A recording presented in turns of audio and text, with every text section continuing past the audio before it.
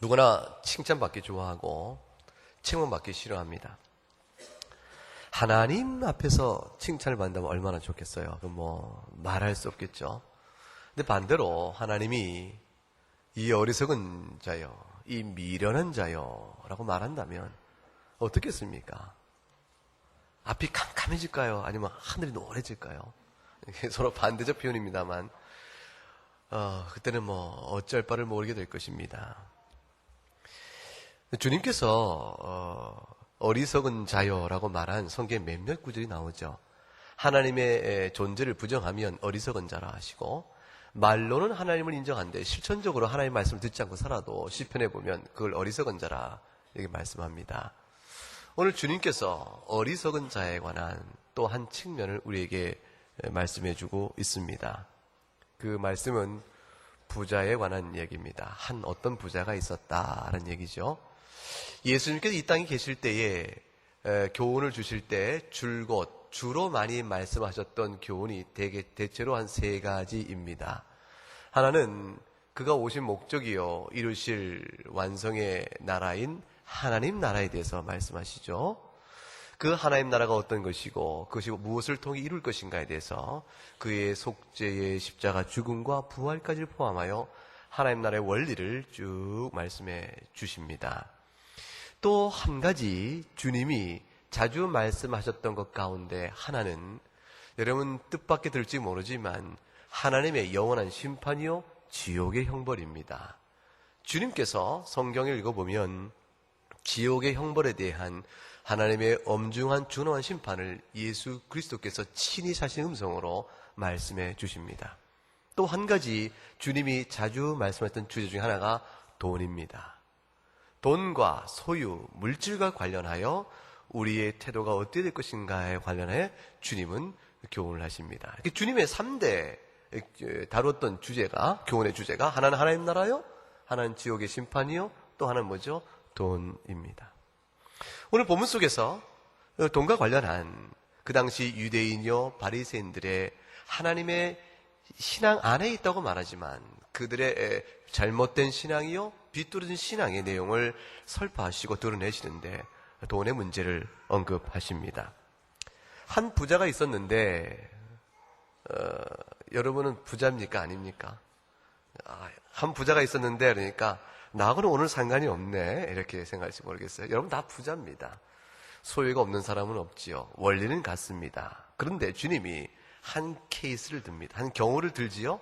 가장 교훈이 선명하게 드러날 수 있는 한 경우를 들어서 말씀하고 계신 것이죠. 한 부자가 있는데 16절에 보면 밭에 소출이 풍성하였다 되어 있습니다. 좋은 일입니까? 나쁜 일입니까? 좋은 일이죠. 좋은 일입니다. 너무 풍년이 들어서 쌀값 떨어졌다. 이런 농부들 근심한다고 그러는데, 아니, 그런 유통상의 문제로 인한 이런 문제 아니고, 그 당시에는, 형편이 다른 거죠. 그러니까 그런 거 다 내려놓고, 밭에 소출이 풍성하니 얼마나 좋습니까? 너무 기쁜 일이죠.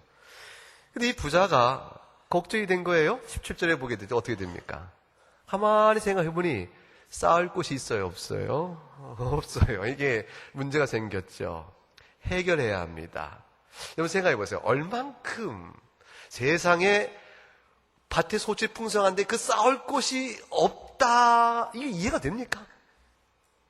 이분이 곳간이 있겠어요? 없겠어요?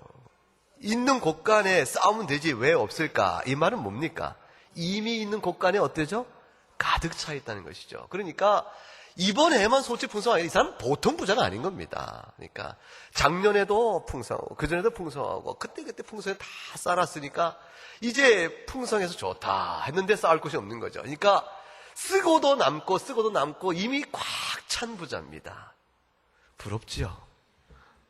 안 부러우세요? 부러워하셔도 되죠. 다 부러워해도 괜찮습니다. 그런데 이 문제를 해결하려고 이 부자가 18절에 생각하죠. 그러면 되지. 간단하게 해결됩니다. 어떻게 해결됩니까? 까짓건 뭐예요? 곳간을 헐고 뭐예요? 새로 크게 지으면 되잖아요. 땅이 없겠어요. 크게 져서 또 채우고. 내년에도 풍성하면 어떻게 해죠? 꽉 차면 또 헐고 또 지면 되는 거죠. 그래서 곡간을 크게 지면 되니까 아무 문제 없습니다. 해결이 잘 된 거죠. 쌓아두었습니다. 해결이 잘 됐으니까 마음에 뭐가 오겠습니까? 기쁨과 평안이 오죠. 그래서 19절에 이렇게 말합니다. 자기 영혼에게 이르되 수고 많이 했다. 이제 평안히 쉬고 먹고 마시고 즐거워하자꾸나 그랬습니다. 뭐가 문제입니까? 뭐가 문제입니까? 주님이 이 부자의 예를 왜 드십니까? 뭐가 문제죠? 20절에 문제가 나타납니다. 20절은 19절에 대한 답입니다. 19절에 내 영혼에 이르기를 자 이제 편안히 쉬고 먹고 마시고 즐거워하자라고 스스로 다짐한 그 부자에 대하여 하나님이 20절에 이것이 문제다 하고 지적해준 내용이 나오죠. 뭡니까? 읽어보세요. 시작. 하나님은 이르시되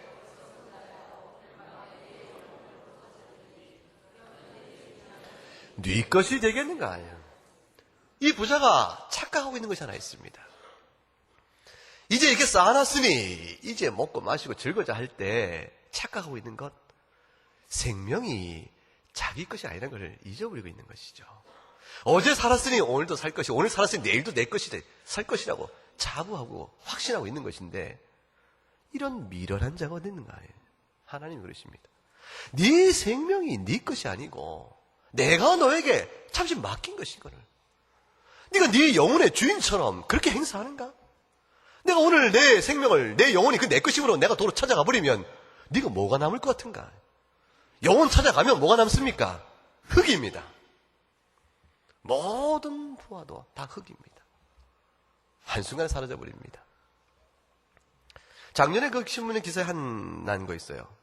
혹시 여러분 귀금속 그 사업을 하시려면 이름을 이렇게 줘도 좋겠다 싶은 이름이 하나 있었는데 제가 좋아하진 않고 그냥 흥미로운 이름이었습니다. 세상에 가장 귀한 것이 뭐다?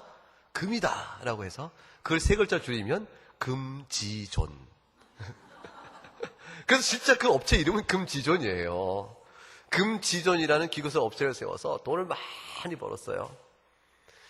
이분이 돈을 많이 벌어서 신문에 난 이유가 뭐냐면 그냥 돈 많이 번 게 뭐 이유가 나게 되겠습니까? 이 신문에 난 이유가 두 가지인데 하나는 뭐냐면 이 양반이 금으로 욕실을 만듭니다. 금으로 욕실을 꾸며요. 그러니까 욕조, 그다음에 샤워 뿌리부터 시작해서 그 수도 꼭지, 경대, 뭐 수도 배관, 바닥재 전부 금을 쓰고 그다음에 목화석 같은 좋은 수석으로 밑에 깔아놓습니다. 목화석은 기사 보니까 1억 3천 년 된 돌이래. 그게 어떻게 난 계산법인지 모르겠는데 자관 무지무지 비싼 돌이란 뜻이겠죠. 꽃무늬가 있는 나무 무늬가 있는 아주 좋은 목화석으로 바닥재를 쓰고 그때 들어간 금이 380kg. 그리고 그때 소요된 그 돈을 따지면 그때 기사 나왔을 때가 53억 원을 들여서 이 욕조를 이렇게 꾸몄답니다. 돈이 워낙 많으니까 그럴 수 있겠죠. 근데 그분은 그게 이제 얘기거리예요. 그래서 기사가 나온 거죠. 근데 그분이 그걸 만든 동기는 하도 사람들이 금 하니까 금이 돌과 같다라는 걸 보여주려고 그걸 했다고 그래요. 그래서 자기는 금이 이렇게 많은데 아무튼 그렇게 꾸며놨습니다. 그리고 또 한 가지 뉴스는 그런데 그 양반이 불과 53세에 급서했다는 사실 때문에 그 신문에 두 가지가 오버랩 딱 되면서 나온 거예요. 얘기거리가 됐죠. 얘기거리가 될 만하죠. 그분이 금으로 욕실을 꾸민 이유와 동기는 어떠하든 간에 그걸 찾아오는 사람은 그 안에서 금 욕조를 꾸미고 오면서 와 이러다가 드는 생각이 뭡니까? 53세에 요절을 했다. 심장마비로 갑자기 부인은 외출 중인데 심장마비로 그냥 바로 죽었다 돼 있습니다. 뭘 느끼겠습니까? 인생의 생명의 주인이 누군가 하는 것과 이 땅에 누리는 소유가 이게 도대체 어떤 관계인가 그냥 겹쳐지면서 우리에게 주는 교훈이 있죠. 오늘 밤 내가 네 영혼을 도로 찾으면 네 가지고 있는 모든 것이 네 것이 되겠는가? 우리가 생명이 우리 것이 아니라는 사실을 늘 기억해야 합니다. 두 번째, 이 부자가 어리석은 이유가 또 한 가지 나오는데 그거는 바로 18절의 문제와 21절입니다. 21절에 이렇게 이르시죠. 읽어보십시다. 자기를 위하여 재물을 쌓아두고 하나님께 대하여 부여하지 못한 자가 또 이와 같으니라 그랬습니다. 이 둘째 21절은 18절에 대한 답입니다. 18절을 보세요. 18절. 18절 보게 되면 곡간을 더 크게 짓고 내가 거기다 뭐 하리라? 쌓아두리라 그랬죠. 21절을 가게 되면 주께서 거기다 문제점을 뭐라고 지적하세요? 자기를 위하여 재물을 쌓아두되 하나님께 대하여는 부유하지 못한 자니 바로 이와 같은 자라. 이와 같은 자는 풀이하면 뭐가 되죠? 어리석은 자라. 미련한 자라. 세상에 똑똑한 줄 알았으나 미련한 자라. 왜 그렇습니까? 재물이 자기에게 자기 손에 있다 할지라도 이게 내 것이 아닌 것임을, 따라서 이 재물은 하나님이 내게 주셔 내 손에 있다 할지라도 이 재물은 어떻게 써야 되는 것인가 문제가 하나님의 책임이라는 사실을 모르고 있는 것이죠. 그러니까 앞절에 이자가 미련한 것은 생명이 자기 것이 아니요 잠시 위탁받은 것이요, 두 번째 문제는 재물이 자기 것이 아니요 잠시 위탁받은 것이요, 따라서 생명이건 소유하고 있는 것이건 그 모든 것이 하나님의 받은 청지기일 뿐인데 청지기의 직분과 부르심과 소명과 자세를 잃어버렸으니 그 미련한 자요 주인에게 칭찬을 받겠는가 하는 것입니다. 칭찬을 받겠는가. 세상은요 자꾸 쌓아두라고 합니다. 쌓아두라고 그래요. 끊임없이 쌓아두라고 합니다. 곡간 할 필요도 없지요. 이제는 숫자만 바꾸면 되니까 지우고 또 지우고 또 지우고 또 지우고 자꾸 쌓아두라고 합니다. 늘어가는 기쁨 속에 즐거움을 찾으라고 그럽니다. 여러분, 부의 형성은 나쁜 것이 아닙니다. 부의 형성은 어떤 면에서 분명한 축복입니다. 하나님이 결핍과 상실로 인한 고통을 하나님이 다 아시거든요. 따라서 부의 형성은 그거는 성경에 보게 되면 그 자체로는 부입니다. 그 자체로 그거를 악하다 하신 적이 없습니다. 그런데 하나님이 부를 가르쳐 악하다 한 것은 두 가지 경우가 있어요. 하나는 부의 형성 방법이 악하면 악하다 하십니다. 두 번째는 부를 정직하게 형성했다 할지라도 그를 사용하지 않으면 미련하다 하십니다. 이 부분이 부와 관련한 중요한 성경적 교훈입니다.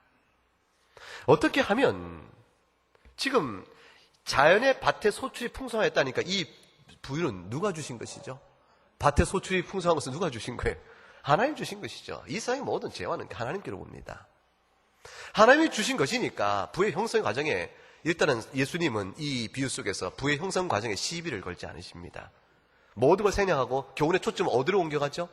부를 어떻게 사용하느냐의 문제로 주님 관점을 옮겨가고 계십니다. 어리석은 자가 되지 않기 위해서, 미련한 자가 되지 않기 위해서 그가 가져야 될 부의 사용 방법은 도대체 무엇일까요? 어떻게 하면 어리석은 자가 되지 않을까요? 어떻게 되어져요? 첫째는 31절에 보면 누가복음 12장 31절에 이렇게 되어 있습니다. 읽어보십시다. 다만 너희는 그의 나라를 구하라. 그리하면 이런 것들을 너희에게 더하시리라. 이런 것들은 뭡니까? 먹을 것이요, 입을 것이요, 세상의 물질이요, 소유요, 여러분 필요한 모든 것들이죠. 이 땅에 필요된 것을 하나님이 더하실 것인지 너희는 그의 나라를 구하라 했으니 주어진 형성된 부를, 또 형성돼가고 있는 부를, 그 부를 사용해야 될 하나님의 부여한 첫 번째 내용은 그의 나라입니다. 주의 복음 사업입니다. 하나님의 복음 사업을 위해서 물질을 헌신해야 합니다. 여러분이 서 있는 이 교회 예배당이 얼마나 필요합니까? 이 예배당이 얼마나 소중합니까? 이 모든 예배되는 모든 시설 기자재도 이미 복음 사업에 투여된 것이죠. 이거 우리가 드리는 모든 헌금으로 우리가 선교사를 후원합니다. 각각 기관의 기독교 기관들을 후원해 나갑니다. 모든 교육 사업에 우리가 사용되어 갑니다. 교육자와 교회 직원들의 모든 운영에 필요한 생활비를 지급합니다. 이 모든 다 복음 사업인데 이걸 통해서 하나님 나라의 복음이 전파되어 나가기 시작합니다. 이거를 위해서 물질로 후원해야 한다는 것입니다. 성도는 받은 모든 물질에 대하여 하나님의 복음 사업을 위한 후원의 책임이 있습니다. 그 책임을 감당하는 것이 주 앞에서 지혜롭게 물질을 받은 소유를 사용하는 한 가지 일입니다. 두 번째는 33절에 가게 되면 어떻게 우리가 부유를 지혜롭게 사용할 수 있을까요? 읽어보십시다. 너희 소유를 팔아 구제하여 낡아지지 아니하는 배낭을 만들라.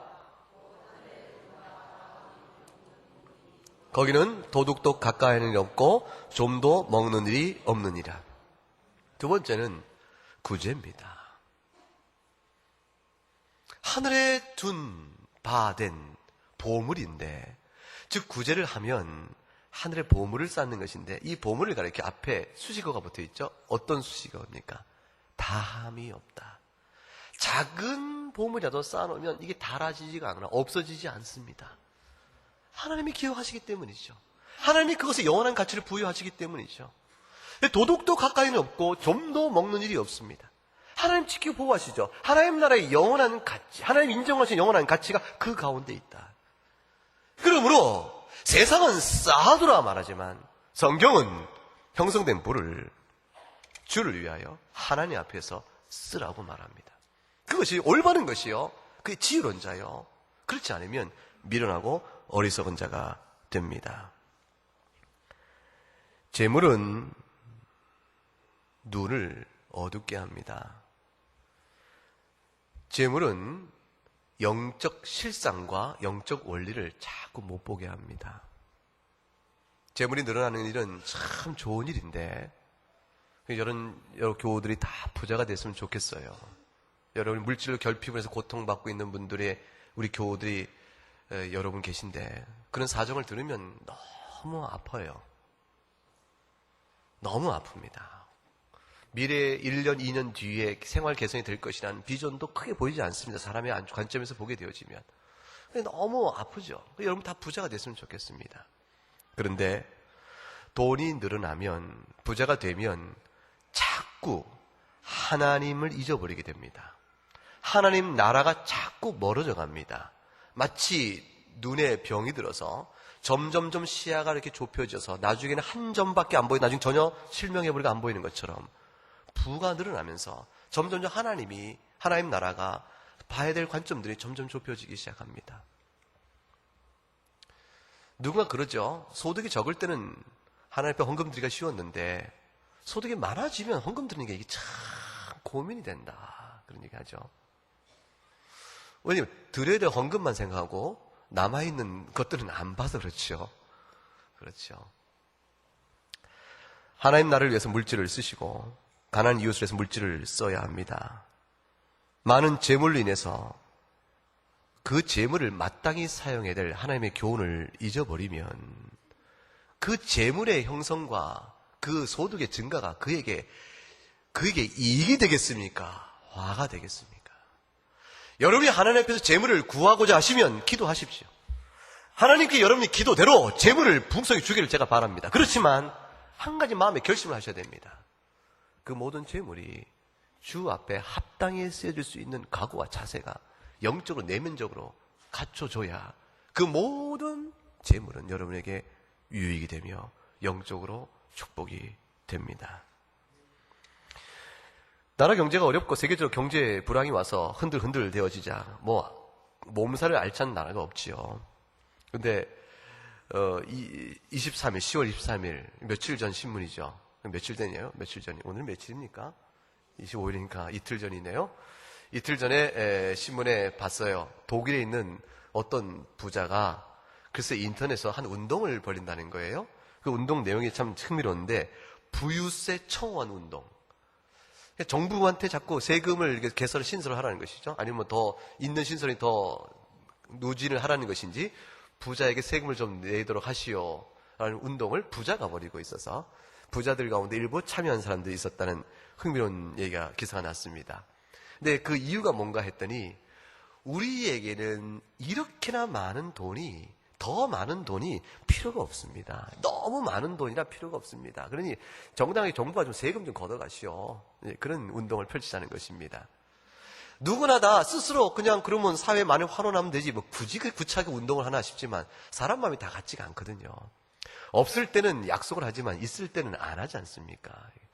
그래서 미리 약속을 받아 놓으라는 그런 사람들 얘기도 있는데, 여러분 저는 이 단체가 과연 어떤 단체인지 그 영적 성격은 모릅니다만은 한 가지 교훈이 되는 한 단체가 있어요. 공정경제연합 UFA라는 단체가 있대요, 미국에.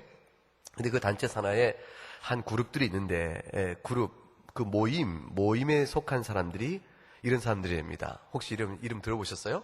빌 게이츠, 워런 버핏, 조지 소로스, 그 다음에 테드 터너. 이름만 도 언론계에 제일 가는 사람이요. 헤지 펀드라는 데에 제일 가는 사람이요. 투자의 귀재요. 그 다음에 마이크로소프트 컴퓨터를 장악하고 있는 사람은 세계 제일 가는 갑부인 사람. 이런 사람들이 모여있으니까 거기는 저는 들어가고 싶어도 아마 안 받아줄 거예요, 회원으로. 근데 그 모임이 이름이 뭐냐면 Responsible Wealth예요. 책임질 줄 아는 부자의 모임입니다. 이름이 그래요. 그러니까 자기들 이름을 그렇게 붙였어요. 그래서 무슨 일을 하나 했더니 그 뭐냐면 상속세 폐지 반대 운동. 이해하셨어요 지금? 폐지 운동이 아니고 뭐예요? 폐지 반대 운동. 그 다음에 공정한 과세 시행하라. 법대로 공정한 과세 시행하라. 최저임금을 인상하라. 대기업의 사회적 책임과 환원을 해라. 라는 것을 그 모임의 목표로 삼고 있는 사람들이래요. 잘 생각해 보세요. 자, 상속세 폐지 반대, 공정한 과세, 최저임금 인상, 대기업 사회적 책임 확대. 이게 한나라당 정치구호 같아요. 민주당 정치구호 같아요. 여러분, 이게 부자의 관심사 같아요? 아니면 평등과 나눔을 주장하는 사람들의 관심 같아요? 보수적 같아요? 진보적 같아요? 진보적 가치 같죠? 진보적 가치 같은데 이거를 그들이 주장합니다. 이거 흥미롭죠? 실제로 마이크로소프트의 설립자였던 빌 게이츠는 지금 대대적인 세계의 기근 퇴치 운동에 앞장서서 많은 수고를 하죠. 노력을 합니다. 이분들의 영적인 배경이 기독교적이냐? 그건 모릅니다. 그건 알 수 없습니다. 그건 전 찾아보지 않았기 때문에 개개인이 다르겠죠. 그런데 중요한 것은 이들이 일반 양식에 비추어도 어찌 될 것인가를 알고 있는 사람들이라. 오늘에 나온 부자는 겉으로 보면 굉장히 풍요로운 사람입니다. 다들 부러워할 만한 사람이죠. 내면으로 들여다보면 속이 텅 빈 사람이요. 하나도 부러울 것이 없는 사람입니다. 하나님 앞에서 미련하다고 판단받을 사람이니 여러분 이 사람의 인생을 따라가겠습니까? 여러분 부자 되고 싶어서 이 사람 닮겠습니까? 원하시면 얘기해보세요. 제가 하나님께 매일 여러분을 위해서 기도해가지고 이런 부자 되게 여러분 내가 특별 새벽 기도를 그냥 연장해가면서 그냥 여러분을 위해서 기도할게. 이름 불러가면서 아무개 우리 교인데 이분을 누가 보면 12장에 이 부자 같게 해주시옵소서. 여러분 이게 축복입니까? 아니면 그 다음 말을 안 하겠습니까? 돈은 우리의 안정과 평안과 안식과 기쁨 보장하는 거 아닙니다. 이 땅에 사는 동안에 하나님을 모르면 그게 힘이 되죠. 그러나 하나님 앞에 사는 우리 인생은 하나님의 섭리를 믿습니다. 그리고 각각의 인생이 이대로 살다가 그냥 한평생 즐겁게 그냥 살다가 그냥 끝나라. 자기 욕심껏 살다가 그냥 끝나라. 이렇게 좋은 인생이 아니고 하나님 우리 인생을 향하여 가치를 두고 계세요. 우리 인생을 향하여 가치 매김을 하기를 원하십니다. 그 가치 매김은 주의 나라를 생각하는 것입니다. 그의 의를 구하는 것입니다. 그걸 위하여 수고하고 애쓰는 것, 그것이 우리 인생 속에 열매 맺어지기를 하나님 간절히 바라고 계신 것이고 그걸 칭찬하기를 원하시는 것입니다. 그러니 소득이 는다 해서 돈에 마음을 뺏기지 말라는 겁니다. 그것이 하나님을 대신하지 못하는 것이거든요. 지적인 지식의 증가, 학위를 따고 공부하고 지식을 늘어가는 것, 그것이 하나님 나라의 의를 대신하는 것이 아니고 용모 그렇게 미인되려고 하는 것도 그것도 아니고 그거 아니라는 것입니다. 정말 우리가 하나님의 말씀 믿고 우리의 안정과 평안을 위해서 늘어난 소득을 계속 쌓아가지 않아도 정말 소득을 가지고 하나님 나라와 구제하는 일에 우리가 정말 사용하고 그래도 이 험난한 인생을 살 수 있을까요? 이러다 갑자기 어려움 당해서 큰 어려움 당하면 어떡하죠? 우리가 마음에 불안이 있죠. 근데 하나님께서 약속의 말씀을 주십니다. 31절 볼까요? 오늘 31절 말씀에 한번 읽어보십시다. 시작.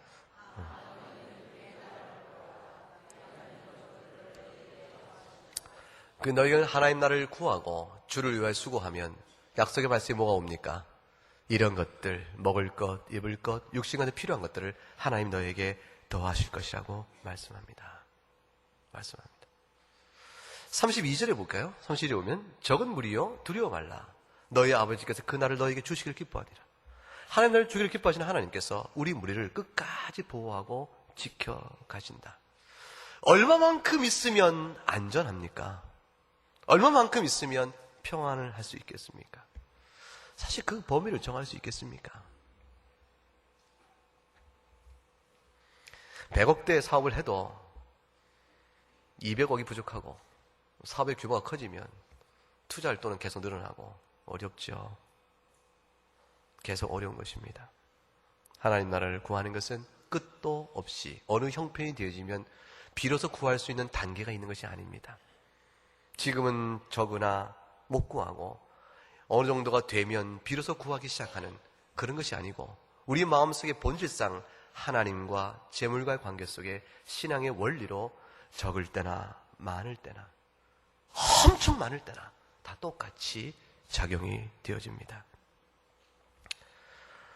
부자 중에 부자가 우리나라에서는 옛날에 이병철 씨였습니다. 옛날에, 지금은 뭐 이건희 씨도 얘기하고 또 다른 분들 얘기할 수 있을지 모르겠습니다만은, 근데 세계적인 부자 중에 부자는 대명사가 누구였습니까?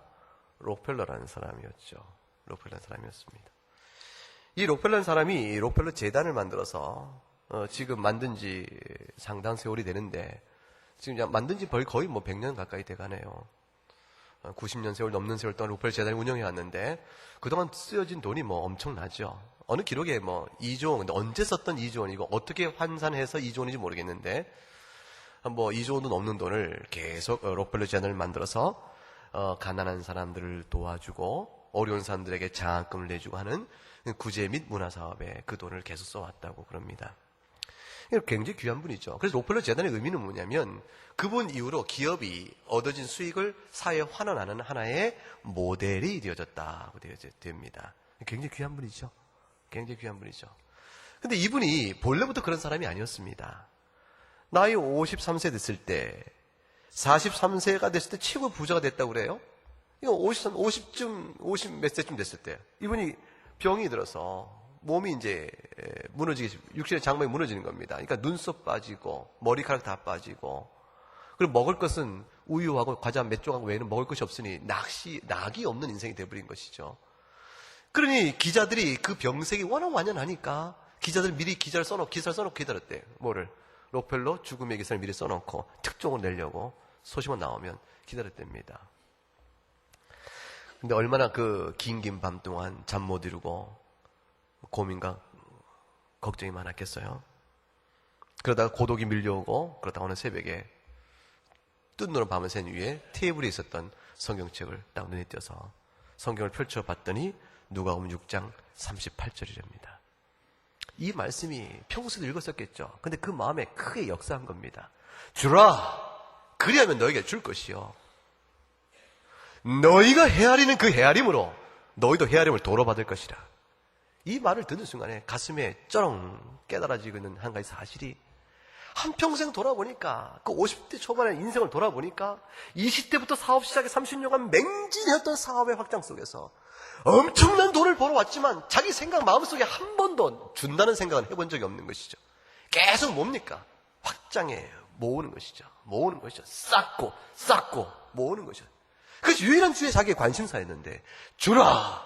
그 말 속에 자기에게 없었던 인생의 한 모습이 꽉 올린 거죠. 그러면 하나님이 줄 것이라 했어요. 그리고 마지막에 뭐냐면 너희가 헤아린 그 헤아림으로 너희도 헤아림을 도로 받을 것이라 했으니, 내가 주면 하나님도 나에게 줄 것이요. 내가 모아 쌓으면 하나님도 그것을 판단하실 것이라. 내가 어떻게 하느냐에 따라서 하나님도 나를 그대로 대하실 것이라. 이 말씀이 가슴에 들어왔다고 그러죠. 하나님이 한 좋은 분을 록펠러에게 붙여줬습니다. 프레드릭 게이츠라는 사람입니다. 이 프레드릭 게이츠는 목사님이에요. 이 목사님이 록펠러에게 경고를 했대지요. 회장님의 재산은 눈덩이처럼 불어갈 것입니다. 계속 부가 형성되고 늘어날 것인데, 그러나 이것 한 가지를 기억하십시오. 당신의 재산이 늘어가는 것만큼 계속해서 나눠주는 일에 전념하고 마음을 쓰지 아니하면 틀림없이 눈덩이처럼 불어가는 그 재산을 말미암아 회장님이 치여 죽을 것이요, 회장뿐만 아니라 회장님의 자녀들도 다 치여 죽을 것입니다. 사업이 망한다는 얘기가 아닙니다. 재산은 불어날 것이죠. 그 불어난 재산이 록펠러 영혼을 죽일 것이요, 그 자녀들을 패망케 시킬 것이라. 그러니 나누어 주시오. 그래서 결국 록펠러 재단을 만들었다는 거 아닙니까? 만들었는데 여러분 기보세요. 지금까지 얘기를 들어보니까 록펠러가 얼마나 좋은 사람이에요, 나쁜 사람 같아요? 훌륭한 분 같죠? 그런데 록펠러가 이 재단을 만들었을 때 사회적, 심리적 저항이 세상으로부터 환영으로 온 게 아니라 거부감으로 왔다는 사실 아닙니까? 불쾌감으로, 또 모멸감으로. 왜냐하면 록펠러가 재산을 모은 동안에 너무 나쁜 일을 많이 해서,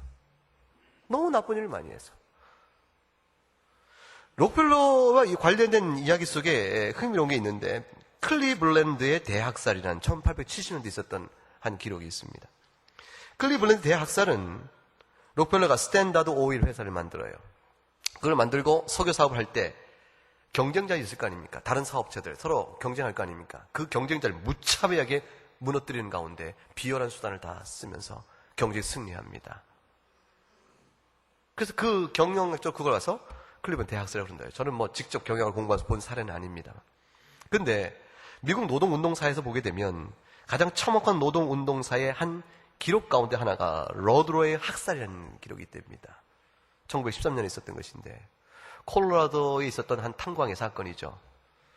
너무 열악한 환경 속에 작업을 밀어내니까 생명이 위태롭고 또 급여는 작고 그러니까 이 광부들이 데모를 일으킨 겁니다. 개선하라, 개선하라. 바꿔달라, 바꿔달라 했겠죠. 순수하게 이 자본주의 기업주가 말을 들었으면 되는데 그렇게 안 한 것입니다. 그래서 구사대를 동원해서 그걸 진압하고 제압하고, 그다음 민병대를 동원해서 20세기 초니까 법질서가 10년자가 다 가지고 있었겠죠. 민병대 동원해서 그걸 제압하는데 기관총으로 그대로 난사해버려서 그 광부대에 사는 천막촌에 있던 아녀자와 아이들이 다 그대로 학살을 당했대죠. 죽은 자의 인원이 50명, 부상자는 더 많고, 미국 노동운동사에서 가장 참혹했던 기억되는 사건 중 하나인데 그 탄광 기업의 소유주가 록펠러입니다. 따라서 록펠러 재단을 만들겠다고 했을 때 그 당시에 미국 대통령 중에 시어도로 루즈벨트라는 분이 그랬대잖아요. 제 아무리 록펠러가 자기 돈을 다 써서 선행을 한다 할지라도 그 재산을 형성하기 위해 그가 해왔던 모든 악행은 결코 갚지 못할 것이라 그랬대지 않습니까?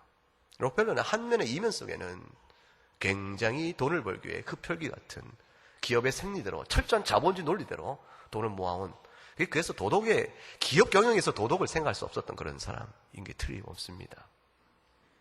그래서 록펠러 재단이 승인받는데 무려 3년 걸립니다. 저항이 많았던 거죠. 여러분, 그럼에도 불구하고 지금 록펠러를 가리켜서 그 이전에, 록펠러 재단을 만들기 이전에 그가 행했던 재산 형성 과정에 이 부도덕하고 악하고 있었던 모든 측면들은 다 수면 아래로 내려가 버렸습니다. 다 잠재워졌습니다. 왜 그럴까요? 그가 한 뭐 때문에 그렇죠? 선행 때문에 그렇습니다. 그가 돈을 바로 쓸 줄 알기 시작하면서부터 시대가 흘러가면서 지금도 계속되고 있는 그 록펠러 재단의 사역들은 우리에게 계속 기업의 사회 환원이라는 선의 모델로 기억되고 있습니다. 돈을 섬기는 것이 아니고 하나님 나라를 사모해야 합니다. 예수님을 향한 사랑을 버리고 그걸 뒤로 밀어넣고 이 세상의 소유물을 향한 사랑으로 여러분의 마음을 채워나가실 수 있겠습니까? 재산을 축적하고 또 축적하는 일에만 마음을 뺏기면 안 됩니다. 그것은 여러분의 삶의 목표가 아닙니다. 그렇게 형성된 부를 가지고 여러분의 마음을 다 뺏겨서 하나님 앞에서 합당한 모습도 사용하지 못하면 그것은 잘못된 삶을 사는 것이요, 잘못된 신앙을 사는 것이 될 것입니다. 주께서 말씀하시는 부는 분명 그 자체로는 복입니다. 그 자체로는 하나님이 축복이요 또 주시는 자는 감사함으로 받았고, 또 여러분의 생업과 수고와 성실한 노동을 통해서, 노동의 결과를 통해서, 경제를 통해서 많은 부를 얻는 것은, 그것은 좋은 일입니다. 그러나 그것이 끝까지 좋은 일일 수 있는가 하는 것은, 정당한 방법으로 재산을 형성하고 형성된 부를 늘려가는 것은 그것은 좋은 일이지만, 그러나 그것이 끝까지 좋은 일일 수 있는가 하는 것은 그 재산을 하나님 앞에 부유한 자로 서 있는가에 달려 있습니다. 복음사업과 가난한 자를 위한 구제에 그것을 쓸 줄 알아야 합니다. 얼마만큼 써야 될까요? 얼마만큼 써야 될까요? 여러분 믿음의 분량만큼일 것입니다. 미국의 교회 중에는, 어떤 교회는 교회가 하는 모든 복음사업을 미리 예산을 세우고 그 예산에 따라서 교인들의 경제적 수준에 따라서 그거를 스스로 알아서 평균하게 균형을 나눠서 어떤 자는 10배를 내고 어떤 자는 10분의 1을 냅니다. 그러나 그것이 다 똑같은 하나님 앞에 물질사업에 헌금하는 그런 태도로 인정을 받습니다. 우리나라 교회는 그렇게 하지 못합니다. 왜냐하면 멤버십과 물질 헌신이 일치하지 않기 때문에 그래요. 우리 교인 전부가 물질 헌신에 열심히 하는 건 아니죠. 형편과 가정의 형편이 다르기도 하고, 부부간의 신앙이 같지 않기 때문에 어쩔 수 없는 경우도 있고 다양한 경우가 있죠. 여러분이 어떤 기준을 할 것인가는 여러분이 생각해 보면 알 수 있습니다. 화평장터 우리가 11월 14일에 하기로 되어 있죠. 교회에 큰 표를 붙여놨습니다. 무심히 지나가지 마시기 바랍니다. 그거 다 우리가 한번 계기를 갖고 기회를 만들어서 구제해야 될 우리의 삶의 도리를 한번 눈 떠보는 겁니다. 하나님 주신 내 소득 가운데서 내가 얼마나 구제에 힘을 다했는가, 내가 과연 어떻게 사용하고 있는가, 내가 주 하나님 앞에서 주신 물질을 갖고 내가 내 필요를 세우고 우리 가족의 생계를 부양하며 자녀를 교육시키고 또 집안의 육적인 삶의 안정한 처소를 마련하고 이런 살아가는 다 필요한 일이죠. 다 필요하면서 동시에 예배소 4장에 나온 대로 도둑질하지 말라. 수고하고 그 노동의 넋을 먹고 더욱더 수고하여 너희 부전함으로 남을 도와준 데까지 하라. 그러셨거든요. 그런 걸 생각해 보는 겁니다. 이 계기죠. 이런 일을 통해서 여러분들이 한번 말씀을 한번 생각해 보는 일이 있기를 바랍니다. 그래서 우리 가운데 빌 게이츠 같은 부자도 있을 거라 생각해 보고 또 바라해 봅니다. 그러나 크든 작든 하나님 우리에게 주신 인생의 그 소유가 얼정 분야에 있습니다. 그 가운데서 하나님을 생각을 해보시고, 절대 필요가 부족한 어려운 환경이 있는 경우, 그 경우에서 무슨 어떤 기준점을 대서 뭐 해라 이렇게 말하는 법이 없습니다. 전부 이것은 스스로 하나님 앞에 설정해야 될 일정한 신앙의 반응일 뿐입니다. 주님은 겁의 2렙돈을 그보다 큰 것이 없다고 말씀하셨죠. 그렇죠? 작은 곳에 또 하나님 보시 큰 가치가 있고 많이 가진 자에도 있습니다. 하나님 앞에 물질로 인해서 하나님과 오늘날 이 시대는 물질 만능주의고 돈이 하나님의 시대잖아요. 중국인을 가리켜서 돈이 신이라고 그러는데 어째 중국인만 그러겠습니까? 오늘도 그런 시대인데 공부하는 이유도 돈 많이 버는 거 아니겠습니까? 다 그런 시대인데, 그러나 이 시대를 거슬려 살아야 될 이유가 있는 것이죠. 오늘 주신 말씀이 여러분 마음에 은혜가 될 수 있기를 바랍니다. 이 말씀이 믿음이 있으면 들리는 말씀이요, 보이는 말씀이요, 여러분 믿음이 없으면 이 말씀이 마음에 순전한 교훈으로 맺어지지 못할 것입니다. 기도하겠습니다. 하나님 아버지 감사합니다. 주님의 사랑으로 오늘도 이렇게 귀한 말씀을 듣게 하시고, 주 예수께서 이 땅에 계실 때 교훈하시던 모든 그 말씀의 교훈을 통해서 우리가 깨닫는 것은 우리 마음에 있는 죄의 속성입니다. 하나님 주신 귀한 소유를 늘 감사히 여기고 수고하고 애를 쓸 때 베푸시는 하나님의 은혜의 손길로 우리의 부가 늘어날 수 있음을 또 생각하고 소망주에 바랄 수 있겠사오나, 하나님 공급하시는 형성된 부, 그것이 크든 작든 그것을 합당히 사용해야 될 믿음의 줄기와 관점과 초점과 바라봐야 될 영적 실상과 원리를 보지 못하는 미련자가 되지 않도록 저희에게 은혜를 더해 주시옵소서. 아버지는 비옥기는 우리 가운데서 절대적 필요 때문에 지금까지 주 앞에서 눈물 흘리고 기도하고 일용할 양식과 몸을 의지할 처소를 위해서 기도하는 연약한 성도들이 있습니다. 그 가정을 주께 불쌍히 여기시고 주께서 복을 주시사 물질의 필요를 주께서 채워주시옵소서. 그 가운데 있어서 우리가 항상 주 앞에서 하나님을 바라보고 부활 때나 결핍 때나 늘 우리와 함께 하시며 하나님 나 그 의를 삼으도록 말씀하시는 주의 교훈 앞에 겸비하게 무릎 꿇는 저희 모두가 되고 적용의 교훈을 찾아나가는 저희가 되도록 이끌어 주시옵소서. 감사를 주 앞에 올려놓고 예수님 이름으로 기도함나이다. 아멘.